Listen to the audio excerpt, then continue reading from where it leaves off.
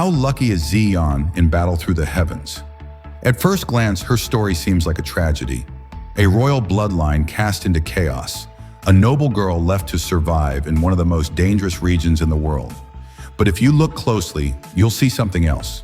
Zeon isn't just a powerful character.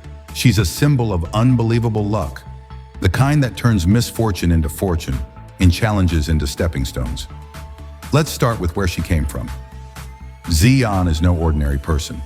She's the daughter of Zhu Kun, the mighty old dragon emperor of the ancient Taixu Dragon Clan. With the purest royal blood flowing through her veins, Zeon was destined for greatness. She should have grown up as a princess surrounded by admiration, luxury, and power, and eventually become the next dragon emperor herself. But fate had a different plan.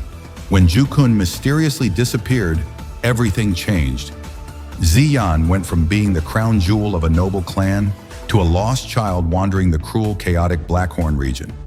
The royal palace became a distant dream, and what lay ahead was harsh, unforgiving wilderness. Most people wouldn't survive what she went through. Alone, young, and vulnerable, Yan had to face beasts who, despite having inferior bloodlines, bullied and attacked her. This was no fairy tale. It was her harsh reality, and that pain, that isolation, would stay with her for years, even after she rose to power. She never forgot those days. But then, something changed. In a twist of fate, Zeon stumbled across a rare and mysterious herb, the shape-shifting grass. She ate it and miraculously transformed into a human-looking little girl.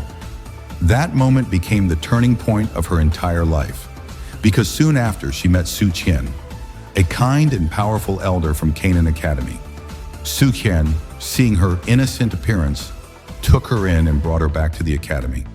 From that day on, her life shifted. No longer starving in the mountains, she had food, safety, shelter, even precious medicinal herbs to help her grow stronger. All the basic needs that once felt so far away were now within reach. But let's stop and imagine. What if Zeon hadn't found the transformation herb? What if she had eaten a poisonous plant instead? What if, instead of Xiao Yan, she encountered someone evil or greedy, like one of the many villains lurking in the Blackhorn region?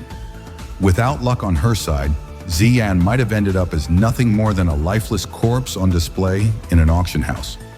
This was her first major stroke of luck. Survival against all odds. But human life isn't just about survival. Once those basic needs are met, we start longing for connection, belonging, and understanding. And Zeon, despite all her power, was still just a child with feelings. Her appearance as a little girl, paired with her terrifying strength, made it hard for her to fit in. Students at Canaan Academy didn't see her as a peer. They feared her. They mocked her, giving her the nickname King of Brute Force.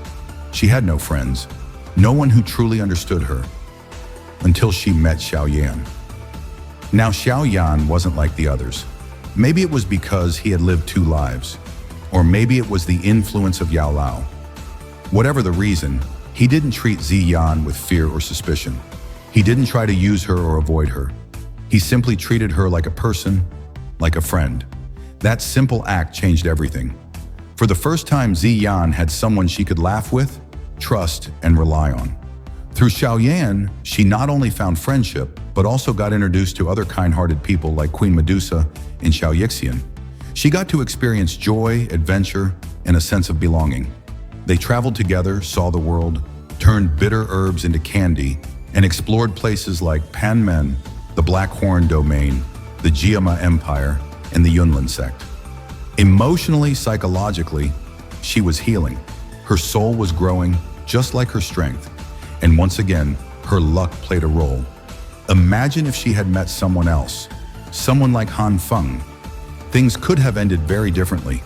Even Yao Lao would agree that meeting Xiao Yan was one of the greatest blessings in Zeon's life, and the blessings didn't stop there. Later, when Zeon followed Xiao Yan to Zhongzhou, she finally encountered her own people again, the Taixu Ancient Dragon Clan. But even this reunion could have gone wrong. The clan was divided. Some dragon islands were rebellious and hostile. Had Zeon met them first, her story could have taken a dark turn. But instead, she met the right ones. The Eastern Dragon Island, who honored her royal blood and treated her with the respect she deserved.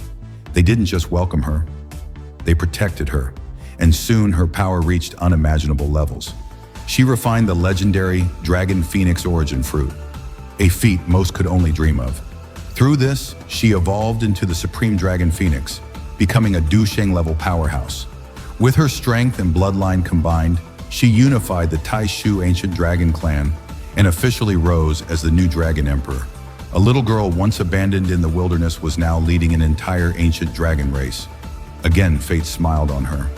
Because what if someone else had obtained the Dragon Phoenix origin fruit?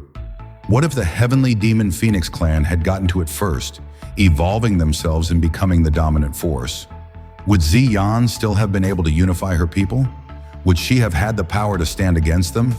Probably not. It's no exaggeration to say that Zeon's life is one miracle after another, but not miracles born of laziness or privilege.